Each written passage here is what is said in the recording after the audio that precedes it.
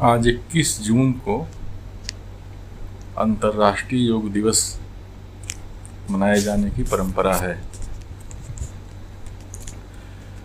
अब योग शब्द सामान्य भाषा में हम देखते हैं तो इसका मतलब होता है जुड़ाव, मिलाप। कहीं कहीं परिभाषा मिलती है कि इंडिविजुअल सोल का यूनिवर्सल सोल से योग है, परिभाषा इसमें।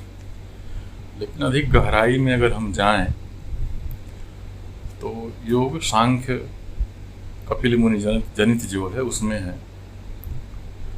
तो वहाँ पर जो ज्ञान है वह प्रकृति पुरुष विवेक है, यानी जो सांख्य योग है वह प्रकृति पुरुष विवेक है, यानी कि प्रकृति और पुरुष को एकदम से अलग अलग जान लेना, यह जान लेना कि पुरुष प्रकृति से एकदम से अलग निरापद है, यह योग है।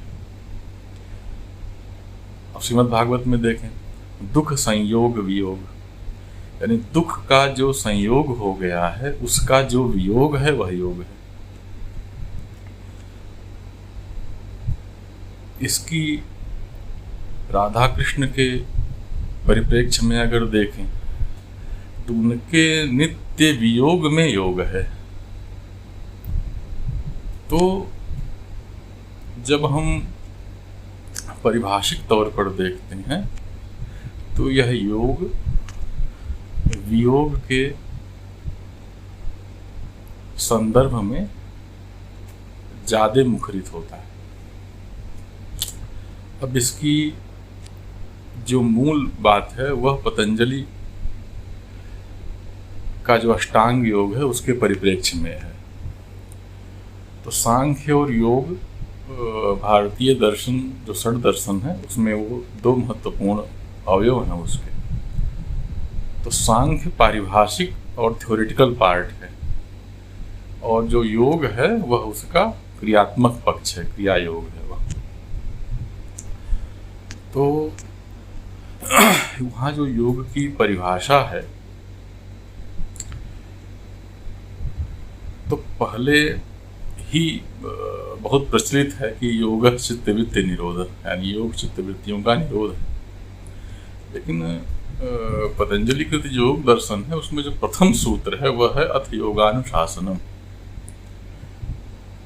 अब यहाँ पर परंपरा युक्त जो शब्द है अथ अधिकारात्मक है, यानी अनुशासन करने का अधिकार। यह कब आता है? जब पूर्वकृत कुछ शर्तें हैं, पूर्वकृत कुछ नियम हैं जिनका पालन करने पर ही योग मार्ग में अधिकारात्मक होता है। अनुशासन क्या है? अनु और अनुशासन में अंतर है। शासन दंड द्वारा दूसरों को शासित करने का तंत्र। अनुशासन में सामान्य अर्थ है पीछे अनुवर्ती, यानी स्वयं ही स्वयं को नियमित करना अनुशासन।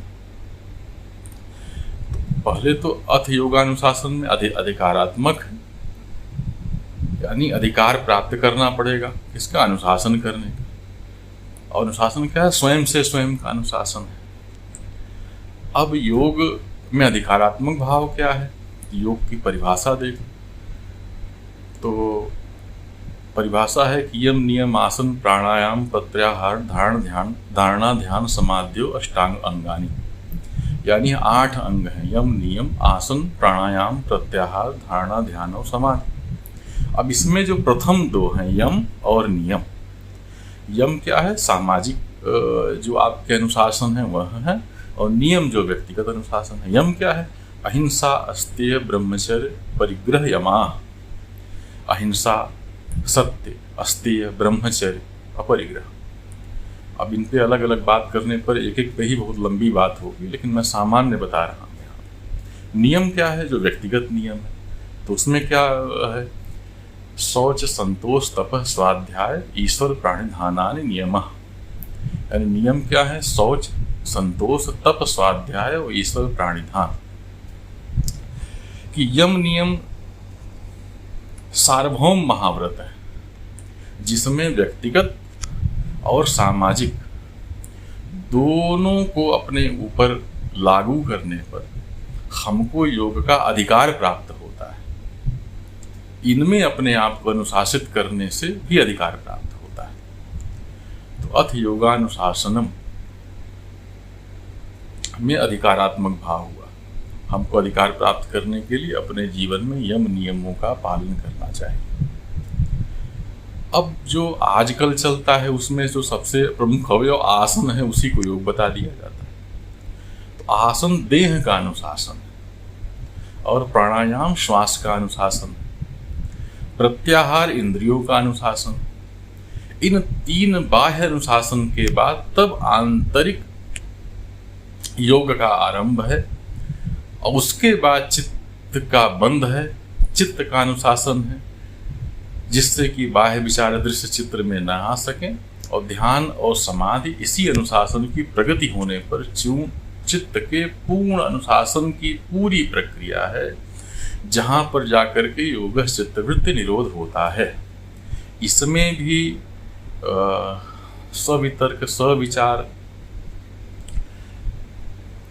सास्मित, सानंद, इन क्रमों से होते हुए संप्रज्ञात, तत्पश्चात असंप्रज्ञात समाधि पर जाया जाता है।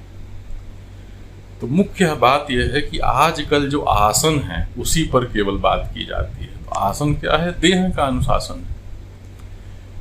वह आसन ही एकमात्र योग नहीं है, एक अवयव केवल उसका है। और आसन भी करने की एक विधा है जिसमें मन को साधा जाता है, जिसके परंपरागत ज्ञान से आसन के माध्यम से भी ध्यान की साधना की जाती है। अब एक इसमें बात यह है कि यह तो हुआ सांख्य योग। अब गीता ने इसमें एक अद्भुत परिभाषा दी है कि यह अनुशासन किसी पर सिद्ध हो जाएगा तो उसका बाह्य परिप्रेक्ष्य क्या बनेगा।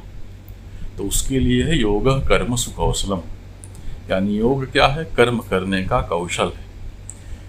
अब कर्म कहाँ पर किया जा रहा है?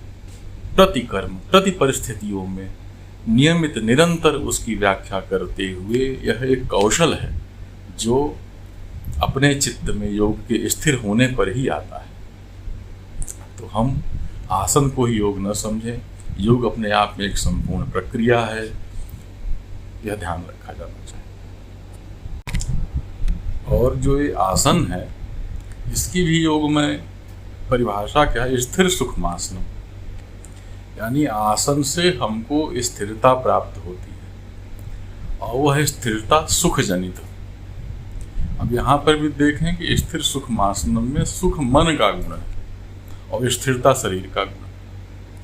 इसका क्या मतलब? अन्योनाश्रित संबंध है कि आसन और सुख दोनों दो चीजों पर सवार हैं, शरीर पर और मन पर, और दोनों का अन्योनाश्रित संबंध है। तो स्थिर सुखमासनम में सुख पूर्वक स्थिर हुआ जाए और स्थिरता शरीर की आसन के द्वारा, इसमें जो नाड़ी तंत्र है, जो अस्थि तंत्र है, जो मसल्स हैं, इनकी एक हार्मनी है जो आसन के द्वारा प्राप्त करके, प्राणायाम से संपुष्ट करके शरीर को इस प्रकार बनाया जाता है कि यह स्थिरता में सुखमय हो सके। और यह सुख छोटा है, इसे समाधि जनित आनंद में धीरे धीरे करके ले जाया जाए। यहाँ आसन भी एक अवयव है जिसका उपयोग करके ऊंची चेतना की अवस्थाओं में जाया जाता है। लेकिन अब आसन को ही संपूर्ण योग के रूप में प्रतिष्ठित कर देना यह ठीक नहीं है। बस यह ध्यान